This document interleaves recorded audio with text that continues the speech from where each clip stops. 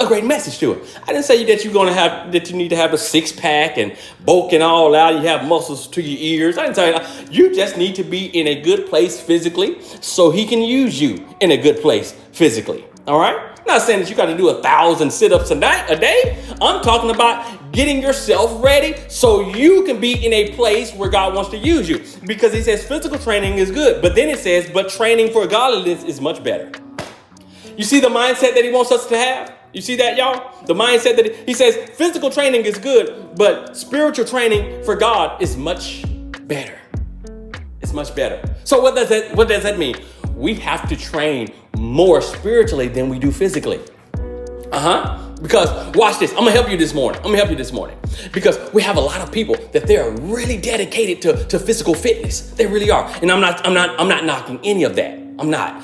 What I'm saying is that when you are dedicated, when you are obedient to spiritual training, I'm telling you, when you have your spiritual training intact, it's going to also help your physical. Did y'all get it? Let me say this again. When you have your spiritual training intact, when you have your joy intact, when you have your peace intact, when you have God's love intact, when you have these inner spiritual trainings in a place to where you're exercising and then you're striving to study and you're striving to pray. When you're exercising and being obedient to it, you guys, it helps your external. Yeah, it does. It helps your external. But let me help you. Let me be a little bit more practical with this. Have someone ever asked you, you know what, how is it that you are 50 plus years old, but you don't even look it? Have that ever? You may not be 50. So how is it that you're 60 something and you look real good? You look like you're still in your 30s. Yeah.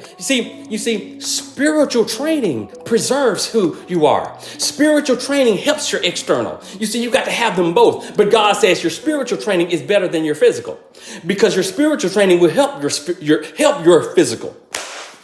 Jesus.